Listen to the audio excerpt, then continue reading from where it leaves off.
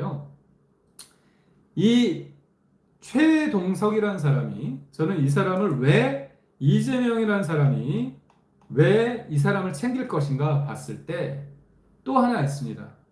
이재명 대통령께서 경기도지사 시절에 떡볶이 먹방을 했어요. 이게 뭐냐? 2021년 6월에 이천의 쿠팡 물류센터에서 화재가 크게 났습니다. 근데 이재명 경기도지사는 그때 어딜 가느냐? 당연히 요즘에 감자전하고 뭡니까? 전복전, 그리고 한우 떡갈비 먹으면서 안타깝게도 극한호우와 집중호우 왔을 때 우리나라 국민 아쉽게도 이재민이 5천 명, 수천 명 발생하고 또 어땠습니까? 안타깝게도 4명이 숨졌거든요.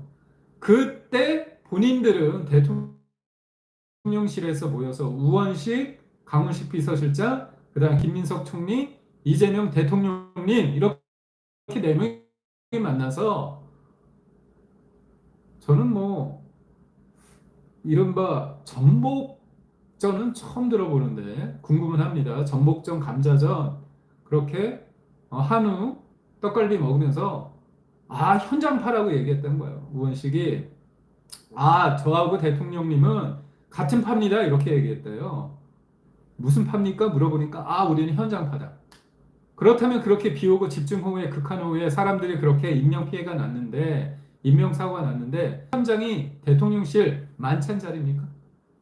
우원식 국회의장님 5년 전 4월 이재명 경기도지사가 이천에서 쿠팡 물류센터 불이 났을 때 현장에 있었는지 이른바 황교익과 경남 창원까지 가서 창원시까지 가서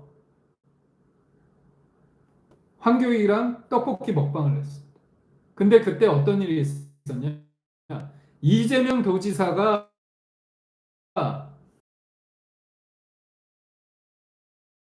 그리고 그 당시에 소방대장이 실종이 된 상태였어요. 근데 그분이 화마 속에서 나오지 못했어요. 안타깝게도 숨진 채 발견됐습니다. 그래서 문제가 있었어요. 책임론이 불거졌습니다. 그랬더니 이재명이라는 그 당시 경기도지사님이 뭐라고 얘기했냐? 나 실시간으로 보고받았다. 지침 내렸다. 이게 얼마나 황당한 얘기입니까? 그런 우리 국민들을 열받게 했고 소방대원들의 아픔에 대해서 공감을 1일에도 했습니까? 그 가족을 잃은 가장 그러면서 하는 말이 떡볶이 먹으면서 희희낙낙거렸는데 그런 사람에 대해서 요번에도 우리 국민이 4명이 숨진 그리고 비는 계속 내렸습니다. 계속. 여러분 다 아시잖아요. 충청도 호남 지역에 그 당시에 비가 계속 내렸었어요. 인명피해가 있고 수재민이 발생했습니다. 그런데 본인들은 비 오는 날 감자전 부쳐 먹으면 맛있겠죠? 그딴 생각을 하면서 감자전, 전복전 그런 거 먹으면서 우린 현장파라 얘기한 거예요. 그런데 제가 말이 좀 길었습니다. 여기에 등장하는 사람이 누구죠? 황교익이라고 했죠. 그 황교익을 그때 그 이후에 경기관광공사의 사장으로 임명을 한 거예요. 떡볶이 좀 먹고 자기 디펜스 치는 사람은 그때부터 그랬습니다. 경기도지사래. 도지사 하면서도 곳곳에 능력 있는 사람이 아니라 자기의 측근들을 꼽고 나에 대해서 쫓아가는 사람들을 쓴 거예요. 경기도지사 시절부터 법인카드명 하면서 얼마나 당군일의 최대 치적이라고 하는 대장동 관련해서 본인들 측근들 지금 측근들이라는 사람들이 지금 어디 갔습니까? 돈 문제 때문에 다 구치소하고 재판받고 있잖아요. 1심, 2심까지 그리고 김인섭 씨라는 사람은 대법원 확정 판결 받아서 백현동 로비스트 해가지고 70억 먹었다가 다 뱉어내지 않았습니까? 추징금으로. 이렇게 문제가 많은데 지금도 대통령 됐으니까 정신없군. 그러다 보니까 막 꽂아놓는 겁니다. 그런데 최동석이라는 사람이 이 황교익을 그때 이재명이라는 경기도지사가 황교익을 마컬럼 리스트라고 하는 저는 이런 용어도 별로 와닿지 않는데 저는 이 황교익이라는 사람이 어떤 의미인지 모르겠어요. 뭐 여러 가지 맛과 역사를 하면서 어떤 근거를 가지고 얘기하는지는 모르겠습니다. 여튼 제가 볼 때 지극히 정치적인 사람인데 그런 사람을 경기 관광공사 사장을 시키니까 그 당시에 이낙연 전 총리가 이건 문제다 그렇게 얘기했습니다. 그러니까 그때 최동석이 쫙 나서가지고 그때 엄청 이낙연 전 총리를 공격합니다. 그러면서 이재명과 황교익을 디펜스 치는 거죠. 그때 이재명이라는 경기도 지사님께서 최동석 이거 괜찮네 이런 생각을 했을 것 같아요. 그리고 또 박지원 비대위원장이 있습니다. 대선에서 지고 나서 박지원 비대위원장을 민주당에서 비대위원장으로 했습니다. 그런데 이 비대위원장이 이재명 당시 대선 후보 지고 나서 이 사람이 어떻게 됩니까? 갑자기 개항 누굽니까? 갑자기 이름이 안 나네. 인천시장 했던 제가 송영길 생각납니다. 송영길이 갑자기 개항위원 하다가 딱 자기가 서울시장 나간다고 하면서 길을 터주죠. 근데 여러분 기사 찾아보시죠. 이재명이라는 사람이 그때 박지원 비대위원장한테 전화해서 사실상 겁박하면서 나 계양구 공천 달라고 압력을 넣었습니다. 셀프 공천해가지고 나온 거예요. 송영길이 길을 터주니까. 그런 사람입니다. 그런데 그런 여러 가지 우여곡절 끝에 자기가 황교익을 경기관광공사로 했을 때 이낙연이 비판을 하고 문제 제기하니까 최동석이 쫙 등장해가지고 이낙연을 공격해주고 그리고 박지원 비대위원장도 눈에 가신데 박지원 비대위원장도 이 최동석이라는 사람이 공격을 하고 심지어 뭐 여러분 잘 아시겠지만 문재인 전 대통령하고 이재명 대통령과 사이가 안 좋습니다. 그런데 이 최동석이라는 사람이 어떻게 했냐? 문재인 전 대통령에게 이렇게 표현했습니다. 당연히 야유를 받아야 할 사람이다. 입에도 올려선 안 된다. 이렇게 문재인 전 대통령을 속된 말로 까는, 비판하는, 공격하는 그런 사람이었습니다. 그러다 보니까 제가 볼 때는 최동석 다른 자리도 아니고 인사혁신처장이라는 자리에 자기가 그걸 넣어준 거 아닙니까? 그런데 부록으로 너무 좋은 게 문재인도 이 사람이 대신 까줬지 나 대신. 그래서 일거양득 그리고 EEJ 오랑캐를 통해서 오랑캐를 공격하는 그런 측면으로 제가 볼 때 인사혁신처장으로서 최동석이라는 사람을 쓴 게 아닌가. 그런데 이 최동석이라는 사람이 단순히 이런 문제만 있는 게 아니고요. 어떤 게 있었냐. 박원순 서울시장 전 시장 관련해서 성추행 사건 당시에 이것에 대해서 박원순을 쉴드를 칩니다. 어떻게 보면 참 이 가재는 초른 동색이라고 할까요? 어떻게 똑같은 패턴을 보이는지 모르겠습니다. 이 박원순 전 시장이 본인이 지은 죄가 많으니까 스스로 목숨을 끊었다는 게 중론 아닙니까? 왜냐? 그렇게 함으로써 성추행에 대해서 이것을 수면 위로 올려서 억울한 피해자를 두 번 죽이는 셈이거든요. 그런데 이 사건에 대해서 박원순 서울시장 성추행 사건 당시에 뭐라고 표현했냐? 기획사건이라고 얘기했습니다. 기획사건. 언론 기고문에 대해서는 어떻게 얘기하냐? 한 불륜사건 여성을 꽃뱀이라고 비난하면서 박 시장 사건에 대해서도 가해자와 피해자가 항상 뒤바뀔 수 있다. 이렇게 얘기하죠. 그런데 여기에서 재밌는 현상이 있습니다. 최동석이라는 사람과 강선우라는 사람이 딱 접점이 있어요.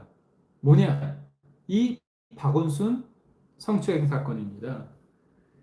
그 피해 호소인이라고 이른바 민주당에서 피해자인데 피해 호소인이다. 이거는 뭡니까? 말 가지고 장난하는 거고요. 피해자가 아니라 박원순 사건 관련해서 피해자는 피해자가 아니고 본인이 피해를 호소한다. 이런 식의 내로남불적 이런 용어까지 만들어 가면서 박원순 당시 시장을 쉴드를 쳤습니다. 근데 피해 호소인이라고 얘기한 사람 중에 누가 있느냐? 강선우도 있어요. 그러니까 재밌죠? 이재명 대통령의 성에 대한 인식은 뭐냐? 박원순 전 시장은 조작된 사건이라고 보는 겁니다. 왜냐? 같은 편이니까. 뭐 여튼 제가 말했잖아요.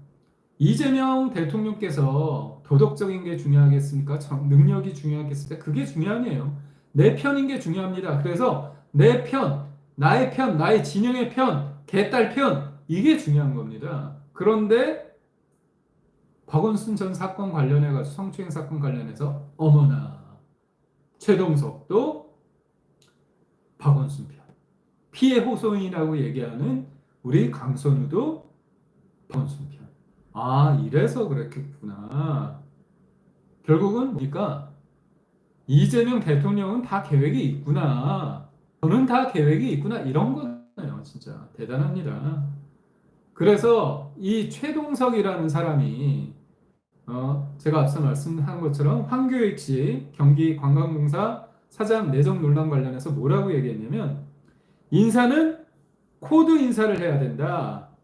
그리고 또 오광수 민정수석 낙마하지 않았습니까? 거기에 대해서는 도덕성 검증은 하면 안 된다. 도덕성 검증은 하면 안 되고요. 코드 인사는 해야 된다는 겁니다. 아니 저는 이게 말인지 방구인지 말인지 막걸리인지 아니 어떻게 입이 뚫렸다고 아무 말 대잔치입니까? 인사혁신처장에 대해서 이재명 대통령은 어떤 사람을 인사처장으로 딱 하니 임명을 했느냐 이거예요. 인사는 코드 인사, 도덕 검증은 하지 말아야 된다. 보십시오. 저는 이재명 대통령이라는 사람이 굉장히 무서운 사람이에요. 잘 보십시오. 나한테 충성하고 나한테 쉴드 치는 차 여러 가지 논란이 있지만 속된 말로 개무시하는 겁니다. 그냥 지나가는 개가 짖겠거니 너는 짖어라. 개가 짖어도 기차는 간다 이런 식으로 그냥 뭉개고 가는 겁니다. 그런데 이게 어떤 생각까지 하게 되느냐? 다른 자리도 아니고 인사혁신처장이에요. 인사혁신처장이 얼마나 이게 굉장히 중요한 자리냐면 국가공무원 75만여 명의 인사, 윤리, 복무, 연금 사무를 관장한다는 거예요. 중앙정부 공무원의 채용, 교육, 승진, 전보 등 담당하는 기관의 수장입니다. 이런 작자가 이런 위치에 있는 사람, 이런 중요한 역할을 하는 자리에 코드가 맞지 않으면 비전 달성 프로그램이 작동되지 않는다. 이런 말했네요. 코드 인사가 맞다는 사람. 그럼 이건 뭐냐? 이재명이라는 사람의 머릿속에는 인사는 코드 인사고 내 편 들어주는 사람 노골적으로 여기 꽂는 거잖아. 그러면 어떻게 됩니까? 공무원 사회에 대해서 명확한 시그널을 주는 겁니다. 야, 인사혁신처장, 나 쫓아가는 사람, 나를 하늘을 내린 사람이라고 했잖아. 황교익, 나랑 떡볶이 먹방해서 내가 좀 경기관광공사 사장 관련해서 내전했는데 그에 대해서 비판하는 이낙연 전 총리에 대해서 공격하고 쉴드치고 인사는 코드 인사, 화끈하네. 나 원래 코드 인사잖아. 이런 사람을 해주잖아요. 그러면 공직사회에 명확하게 어떤 시그널을 줍니까?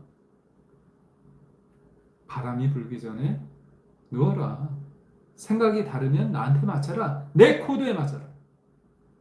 이렇게 노골적으로 하는 겁니다. 무섭지 않습니까? 그런데 이재명 대통령께서 제가 알기로는 5급 행정고시 패스한 사람을 대상으로 강연을 냈었습니다. 그때 참 제가 볼 때 당혹스러운 얘기를 했는데 내가 은혜를 받아가지고 이렇게 뭐 여러 가지 사건에 연루됐는데 나는 치열하게 관리해왔다 이런 얘기를 했습니다. 그리고 매번 이재명 대통령께서 얘기하는 게 뭡니까? 충직한 국민을 위해 봉사하는 사람이 돼야 된다 얘기를 하지 않습니까? 그런데 인사혁신처장, 여성가족부 장관 이런 사람을 어떻게 뽑느냐? 국민에게 충직한 사람이 되라는 게 아니라 나한테 아첨하고 아부하고 하늘이 내리고 내가 단식쇼 할 때 옆에서 이부자리 이렇게 진짜 그렇게 정성스러울 수가 없습니다. 무서운 사람들은 아닙니까? 이런 사람들입니다. 그리고 또 음모론자예요. 이 최동석이라는 신임 인사혁신처장이